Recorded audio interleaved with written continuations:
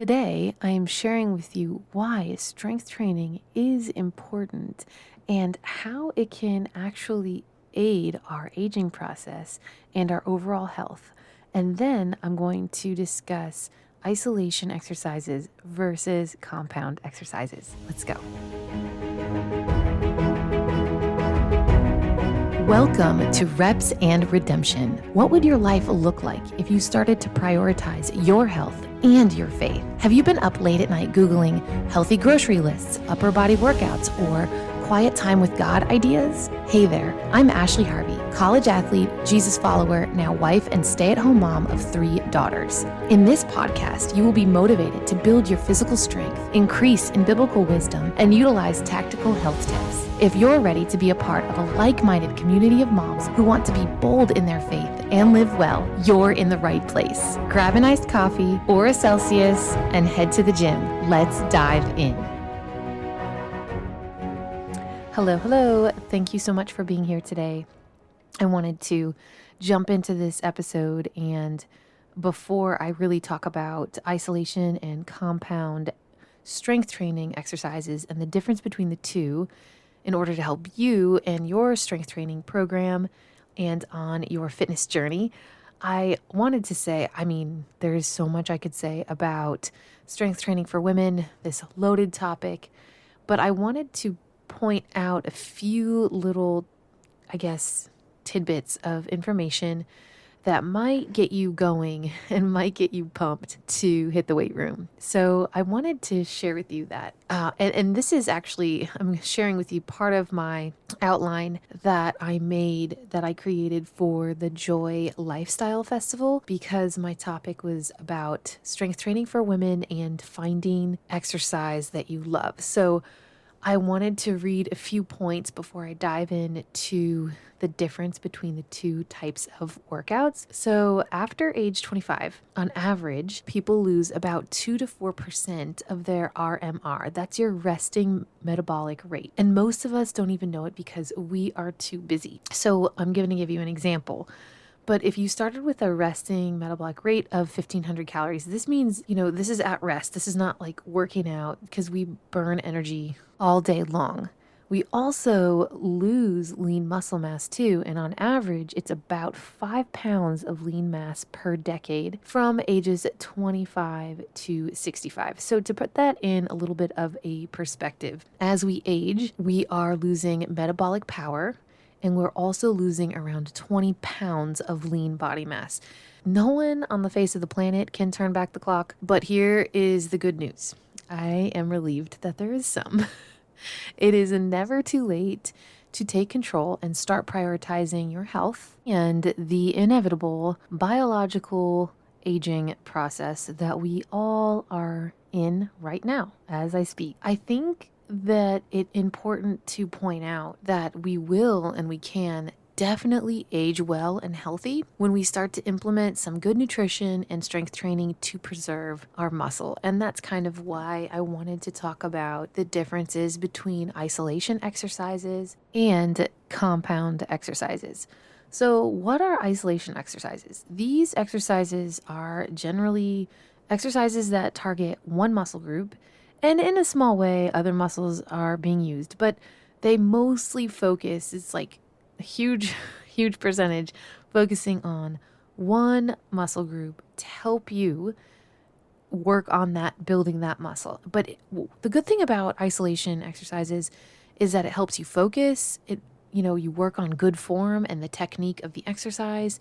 It also can help your balance. And an example of an isolation exercise would be curls. Just, one dumbbell in your right hand and just curling it. You're isolating the bicep. Yes, you might be using a little bit of other muscles around your bicep muscle, but this is a focused, isolated exercise. These are great exercises. Like, these will help you learn how to, my weightlifting coach in high school would always say, and I've mentioned this before on the podcast, slow and controlled, always. This is not a race. We're not just like lifting so fast to get it over with. We need to focus. We need to form a good technique, a good lifting technique. And we need to make sure that we are doing things correctly. There is, great things to be said about isolation exercises. And these are, in my opinion, good additions to your workout routine, depending on your schedule and how you decided to come up with your routine, if you got it from someone or you made it yourself. Either way, and what a compound exercise is, they tend to replicate regular daily movements and they train your whole body. So compound exercises are generally shorter, more convenient workouts, and you would need to do, if you wanted to compare compound workouts to, or exercises, rather, to isolation workouts and exercises. I keep saying workouts. Isolation exercises. You would need to do around 9 to 10 isolation exercises to achieve the same effect. The awesome thing I love about compound exercises is that it works multiple joints and muscles at the same time, and they're better all around for building, functional strength, bone density, which, we know declined with age. In my opinion, actually, I'll give you what I prefer after, but let me first share with you that when I want to focus on a certain group, I don't necessarily worry about compound exercises that much. What I do focus on is how many times can I work that muscle group. What's so great about compound exercises is, as a busy mom with littles, and sometimes I only have 30 minutes to 45 minutes at the gym, I'm going to get way more bang for my buck if I am doing more or multiple compound exercises as opposed to several isolation exercises that I don't have time for. So a few examples. I guess I did give you the answer. I prefer compound exercises when I can and when it fits into my workout routine. Some of my favorite compound exercises are, I'm going to give you about 3 or 4. We'll see where we're at here, but I can get carried away with talking about what kind of workouts I love to do. But bent over rows are one of my favorite compound exercises. I would suggest, if you've never done this one though, to watch some videos first, because your posture and your positioning during this workout is key. It's kind of a controversial workout because if it's not done correctly, it can put a lot of stress on your lower back. So you want to make sure you're doing that right. If you jump on YouTube, maybe I'll do some videos coming up. I don't know if I can add anything else right now, but just make sure you're doing it right. And you can always lift really light first before you start lifting really heavy so you can get the form, the posture, the technique down. Another compound exercise I love is the shoulder press. So, before, now everyone's like bench press, how much can you bench? And it's kind of like a big deal, right? But before bench press got all big and famous, back in the day, the shoulder press was the most popular exercise, which I think is kind of funny because I love working shoulders. I think it's one of my favorite muscle groups to work.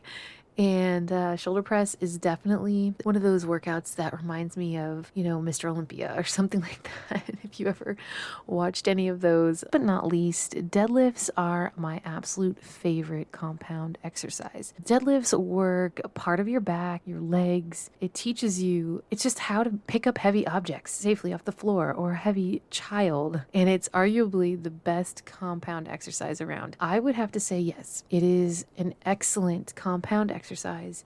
And the way that I choose my workouts now, I did mention this today in the Facebook Live. My week is changing quite a bit because my 1-year-old is a little under the weather. She has a runny nose, and actually, I'm not sure if you noticed, I think I'm getting a slight cold. I hope not.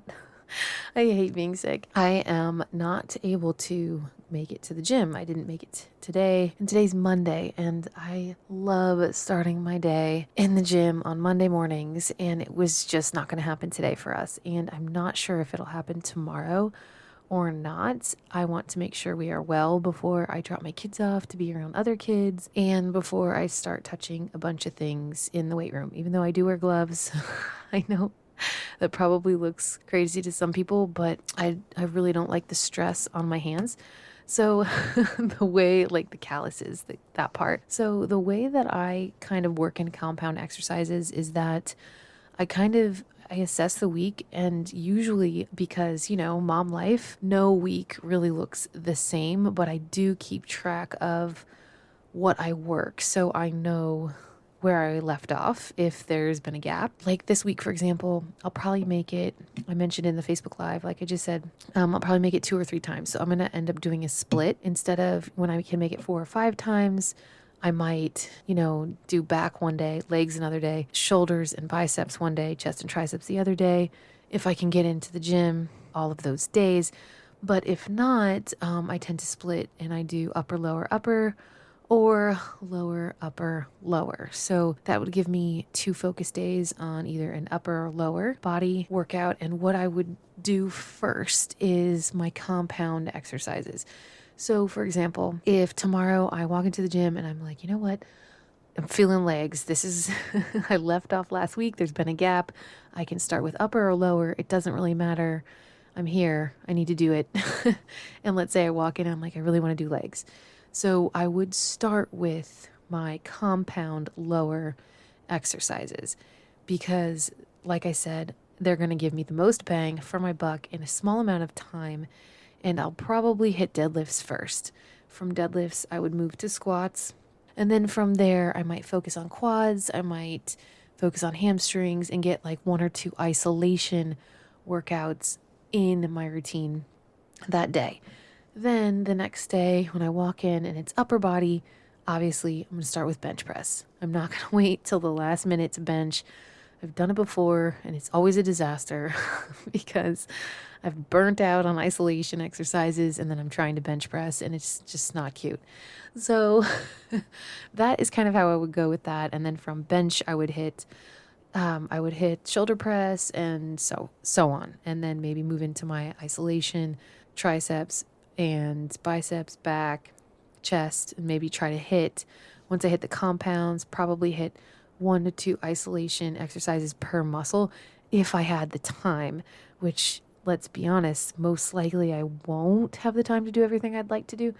But if I hit those big ones first, I know I'm going to sweat. I know my heart rate is going to get up there. And then I also know I am going to be feeling it and it's a win. So I hope this has definitely helped you. I hope if you have any questions about isolation versus compound, or you want to see my workout, like I said, it changes a lot because I have a 5-year-old, I have a 1-year-old right now who's not feeling well. And then I've had a lot going on with, as you know, I'm pregnant. So I'm entering the 2nd trimester. My energy's coming back a little bit, but I've had to change a few things in my routine. So if you want to see any of that, just let me know. Feel free to email repsandredemption@gmail.com. And I'd love to know what you're interested in hearing about, what you would like me to talk about. And I have some really awesome guests coming up for you, I believe next week and the week after. I am going to try to keep this show super informative, short and sweet, but also full of encouragement and perhaps a few things that are new to you. I hope you have an awesome week, and until next time. If this episode motivated, inspired, or challenged you, will you share with a friend? I would be so grateful if you could leave Reps and Redemption an Apple Podcast review. This is the only way I know you like the show. Please join the Facebook group for accountability and community. Link in the show notes. Be bold, mama, and live well. Until next time.